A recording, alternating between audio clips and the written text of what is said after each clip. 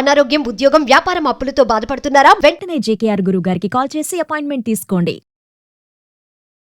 Hello Ram గారు. Hi నారాజు. కొంతమంది దగ్గర మనం సహాయం కోరుకుంటాం, అంటే కొంతమందితోటి కలివిడిగా వెళ్ళిపోతూ ఉంటాము. కొంతమంది దగ్గర ఏంటంటే ఇంకా సహాయం కోరుకోవాల్సినటువంటి పరిస్థితి వచ్చేస్తుంది.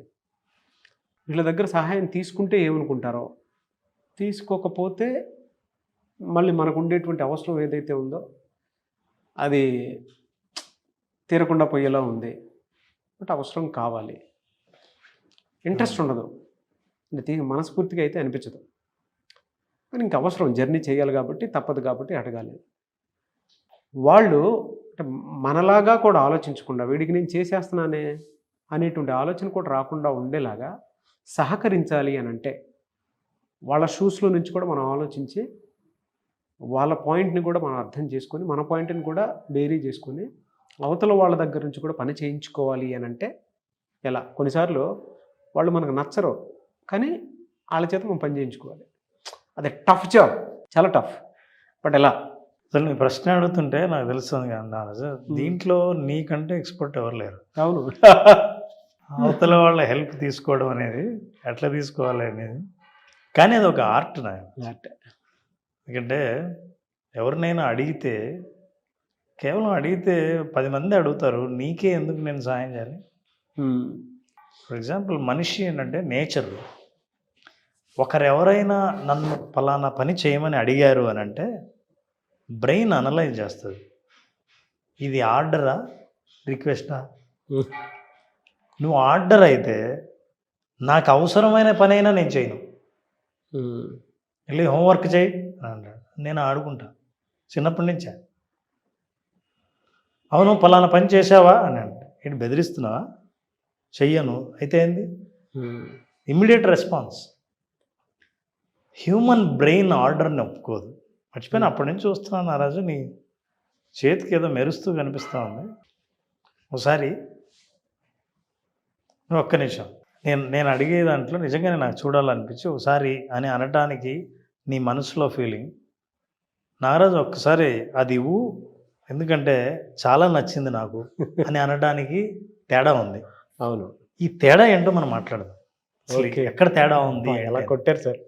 పోలేండి, నాకెక్కడో నా యాంకరింగ్లో ఏదైనా స్టైల్ యాడ్ చేద్దాం అనుకునేటప్పుడు ఇద్దరికి స్మైల్ ఎలాగో ఉంటుంది, అది హార్ట్ఫుల్గా కంటెంట్ త్రూ వచ్చేస్తుంది.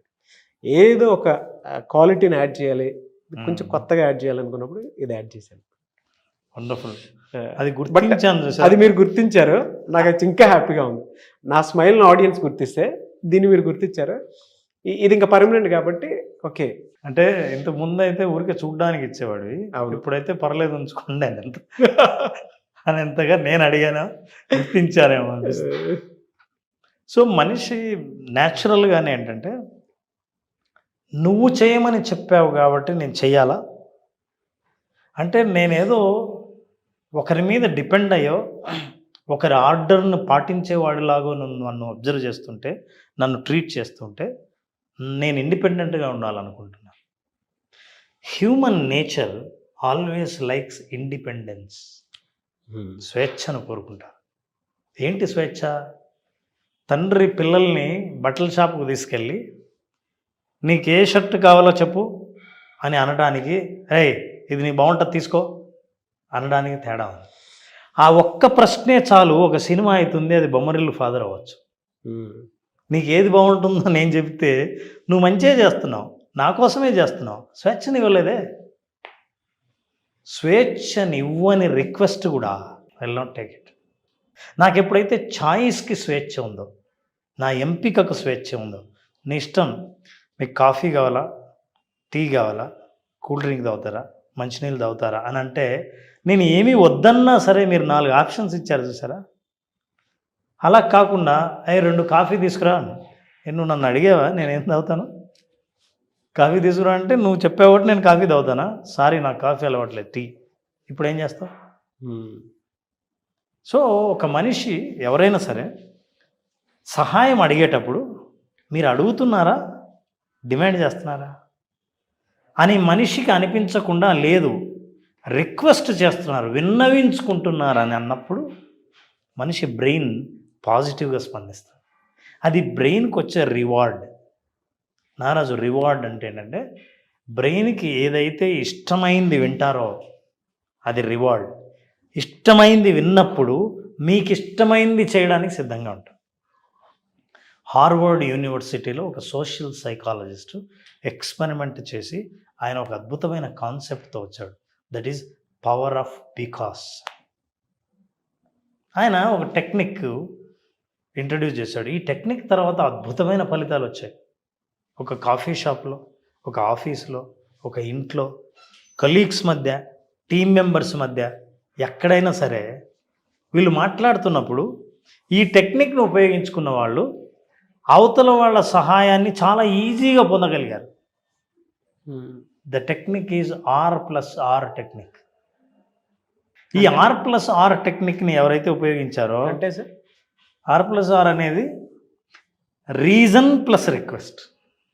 నువ్వు ఎప్పుడైనా సరే ఎవరినైనా రిక్వెస్ట్ చేస్తే రీజన్ చెప్పి రిక్వెస్ట్ చేస్తే, ఎక్కడ కొంచెం మీ బండి ఇస్తారా అంటే, సారీ అండి నాకు పని ఉంది. సార్ మీ బండి ఇస్తారా, అర్జెంట్ మా వాడు స్టేషన్కి వెళ్ళాలి, డ్రాప్ చేయాలి. రీజన్ చెప్పాను, నేను రిక్వెస్ట్ చేశాను. ఎప్పుడైతే మీరు ఓన్లీ రిక్వెస్ట్ చేస్తారో మీ రిక్వెస్ట్ వేస్ట్ అవుతుంది. అది ఆర్డర్ లాగా వినిపిస్తుంది. బండి ఇస్తారా, ఇవ్వను, ఏం చేస్తావు? బండి ఇస్తారా, మా వాడు అర్జెంటుగా స్టేషన్కి వెళ్ళాలి, 5 నిమిషాల్లో డ్రాప్ చేసి వస్తాను, రీజన్ చెప్పారు. సో ఆయన ఏమంటాడంటే ఎప్పుడైనా సరే ఎవరితో అయినా మాట్లాడితే యాడ్ బికాస్. నారాజు నీ చేతిలో ఉన్నది నాకు ఇవ్వు, ఎందుకంటే బికాస్ ఐ లైక్డ్ ఇట్. ఎందుకంటే అని ఎప్పుడు ఎందుకంటే అని యాడ్ చేస్తారో. కస్టమర్ బయట వెయిట్ చేస్తున్నాడు, వెయిట్ చేయండి 5 నిమిషాల్లో వస్తాను. మండుతుంది కస్టమర్కి, ఎందుకు వెయిట్ చేయాలి, టైం చెప్పావు కదా. కానీ రీజన్ చెప్పండి, because please wait, because I'm having my lunch, I will come after lunch. ఎందుకంటే అని మీరు ఎప్పుడు యాడ్ చేశారో మీరు ఆ బ్రెయిన్కి ఇది ఆర్డర్ కాదు, మీకు ఎందుకు ఇట్లా చెప్తున్నానంటే ఈ కారణం వల్ల అని తెలిసినప్పుడు అవతల వ్యక్తి పాజిటివ్గా స్పందించి మీకు సహాయం చేయాలనిపిస్తుంది. అయితే ఈ బికాస్ని ఎక్కడ వాడతారు, ఏం చేస్తారు బికాస్లో? బికాస్ అన్న ప్రతిసారి మీరు మీ రీజన్ చెబుతూ you address their talent. Nagaraju నేను యాంకరింగ్ చేద్దాం అనుకుంటున్నాను, మీరు యాంకరింగ్లో బెస్ట్ అని తెలుసు, నాకేమైనా 2 టిప్స్ చెప్తారా? నేను అడిగేటప్పుడు ఏం చేశానంటే నీ ఎక్స్పర్టైజ్ని అడ్రస్ చేశాను. ఫస్ట్ మీకున్న టాలెంట్ ఏందో నేను ముందు గుర్తు చేశాను. రెండోది నేను మిమ్మల్ని ఎందుకు అడుగుతున్నానంటే నేను యాంకరింగ్ చేద్దాం అనుకుంటున్నాను, ఇప్పుడు నేను రిక్వెస్ట్ చేశాను. ఇక్కడ ఎక్కడే కానీ ఆర్డర్లా అనిపించకుండా బ్రెయిన్ సాటిస్ఫై అవుతుంది. ఎందుకంటే మీరు నా ప్రతిభను గుర్తించారు, నా సహాయాన్ని అడుగుతున్నారు, సహాయానికి గల కారణం కూడా చెప్పారు. ఈ 3 కాంబినేషన్లో నేను అద్భుతంగా నీకు స్పందించడానికి టైం తీసుకొని మరీ హెల్ప్ చేయడానికి సిద్ధపడతాను.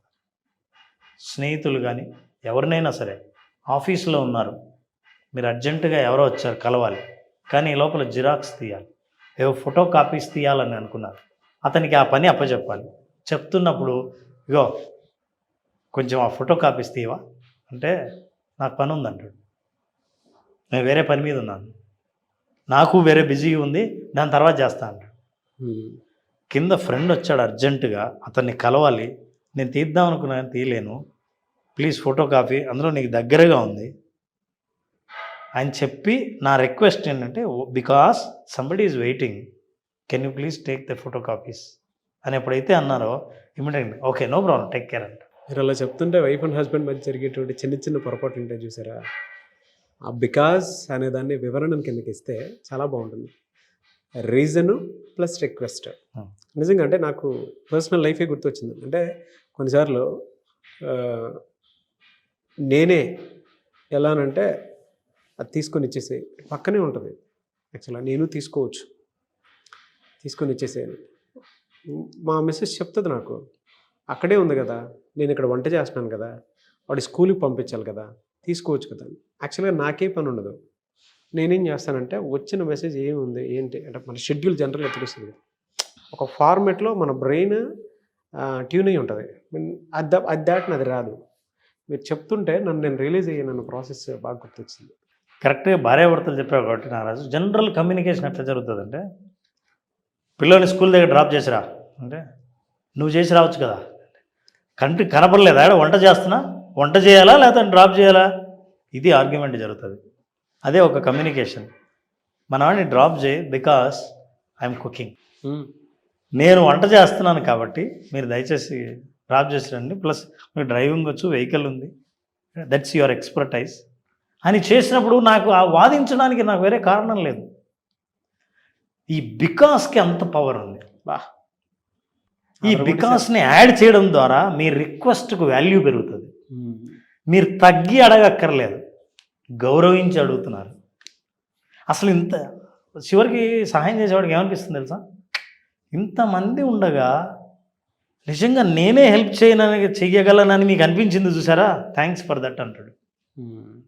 మీరు నన్నే సహాయం అడగాలని అనుకున్నాను, ఎందుకు ఇంతమంది డాక్టర్ల దగ్గరికి వెళ్ళకుండా నా దగ్గరికే వచ్చారు అని ఏదైనా ఒక డాక్టర్ అంటే, మీ టాలెంట్ నమ్మే, మీకున్న ఎక్స్పర్టైజ్ ఉంది కాబట్టి మిమ్మల్ని నమ్మి వచ్చారు. So they feel great. అట్లాగే మిమ్మల్ని ఎందుకు నమ్మానంటే అంటే యూ ఫీల్ గ్రేట్. సో అవతల వాళ్ళ యొక్క టాలెంట్ని, ఎక్స్పర్టైజ్ని, వాళ్ళకున్న క్యాపబిలిటీని మీరు హైలైట్ చేస్తూ, మీరు ఎందుకు సహాయం అడుగుతున్నారో కారణాన్ని జత చేసి ఆ తర్వాత మీరు సహాయాన్ని అడిగితే తిరుగులేని సహాయం మీకు అందుతుంది, వ్యతిరేకత లేని సహాయం అందుతుంది. సొసైటీలో మీరు ఉన్న వాడి మీద ఎంత కోపం ఉన్నా మీరు అడిగిన రిక్వెస్ట్లో కోపాన్ని తగ్గిస్తుంది మనిషి.